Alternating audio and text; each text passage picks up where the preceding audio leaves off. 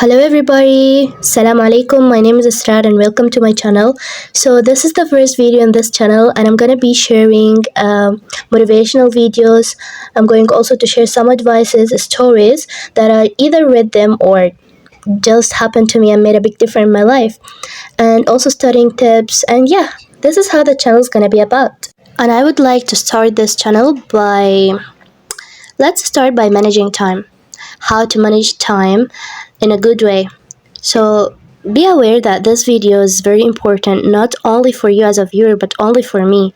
When my life loses balance, I'll come back and rewatch it. So how to be organized and creative with your time. It's not that hard, it just needs a strong desire that comes out from the deepest point from your heart. If you have that desire, let's get into it.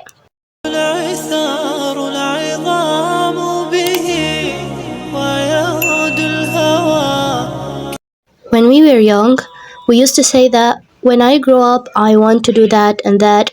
When I reach 16, for example, I want to master at least 4 languages. I want to be creative. I want to make my own business when I reach 18. I want, and nothing from that I want happened. Why? When we reach the teenage, everything we dream about is just not there. All that happens is when we reach 14, 15, and up to 20s, is all of it confusion, loss of patience, laziness, and mental distraction. Most of the people, they spend their time just sleeping or scrolling on social media videos. So to get rid of all that, here's my first advice. Draw your day. If you didn't control your day the way you want, so your day is going to control you the way you don't like.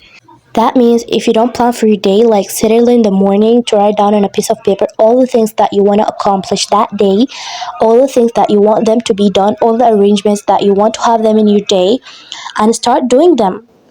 Your day is going to control you, as I said, the way you don't like, and you'll have unuseful habits in that day, like sleeping all the day and scrolling on whatever videos when you wake.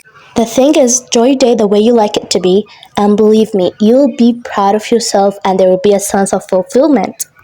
Know that even if you're a successful person and start managing your time in the perfect way, you will be more successful. If you fix your day, you fixed your life. So let's jump to the next advice. So the first one was enjoy your day. The second one is learn how to use the time. And that by being realistic. Like, for example, if I have to clean my room and there are 3 things need to be done for the room to be cleaned: making the bed, dusting, and mopping the floor. Let's say that I started by mopping the floor, then I made the bed, then I finally went to mop the floor. Dusting. But I came back to find that the floor is dirty again because the dust I cleaned a moment ago settled back on the floor. And now I have to clean the floor again, which takes a lot of time. That's why knowing how to start and when to end is so important. Let me say that I want to study math. I opened the book, I started from the last lesson of the book.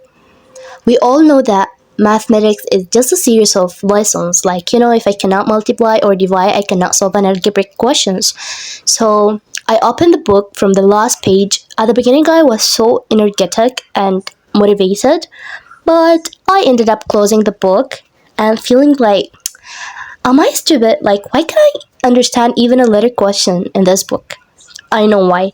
I started in the wrong way. So you must know first when to start, how to start, and when to end, and how to end. That's very, very, very important. Okay, everything here is so important. So the third advice is don't pressurize your time, which means don't put a little time to complete a big thing. Give everything the appropriate time it needs. For example, if I have 4 hours, and in those 4 hours I have to complete 4 chapters on physics, 8 chapters on chemistry, and 7 chapters in biology. You can't, because there are only 4 hours, and you'll end up feeling depressed and lost for doing nothing. So that's why you need to know how to divide the time. And studying 4 hours the night before the exam is less effective than studying 4 hours spread out of the week.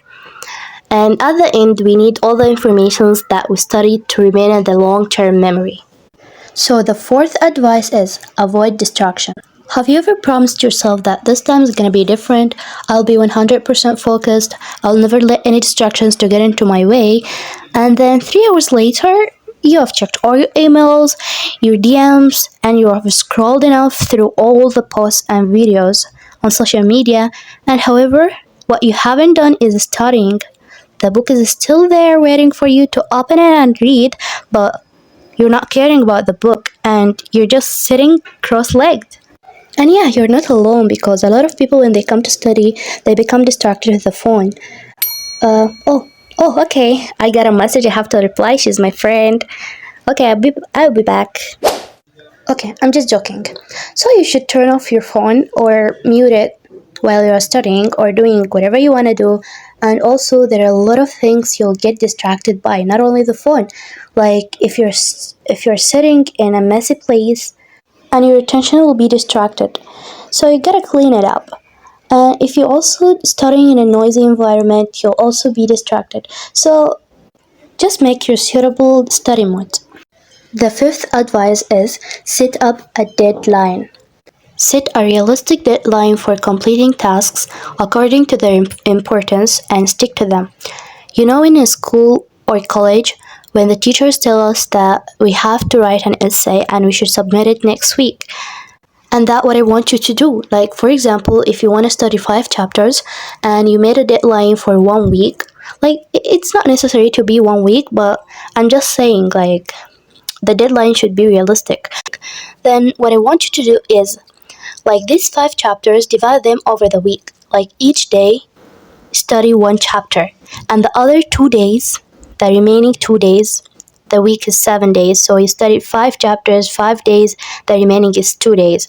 So in the remaining 2 days, you can solve past papers or just revise the most complicated things in the subject. But the most important thing is stick to the deadline you have made. If you're still watching, I hope you subscribed, and please don't skip the end. The sixth advice is deal with the stress wisely.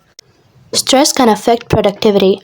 So when we take on more work than we can accomplish, our brain starts to be less focused and we feel tired. So you must find an effective way to deal with the stress. You can simply take a break or use a Pomodoro technique. It's really helpful. It helps you to resist all of those self-interruptions and retrain your brain to focus. And each break you take, it helps you to regain your energy and motivation. Like, it uses time blocking, like, to break your tasks into smaller, and that makes your tasks less intimidating. And yeah, it's called Pomodoro technique. And also you can make an exercise like yoga, or you can practice a hobby that you like. You can call your friends, you can chat with your mother. Whatever you do, just something you like. The point is deal with the stress wisely. So guys, the last and the most important point I put in the end to end up the video, which is put your worships the first priority. If the adhan is calling, just leave anything and go to pray. And always ask Allah to help you and assist you to achieve your goals. And here we're gonna wrap up today's video. If you like the video, don't forget to subscribe and feel free to write down in the comment below anything you like or you don't like about the video, and ask me if you have any questions. I'll be happy to answer. And see you the next time. Assalamu alaikum wa rahmatullah.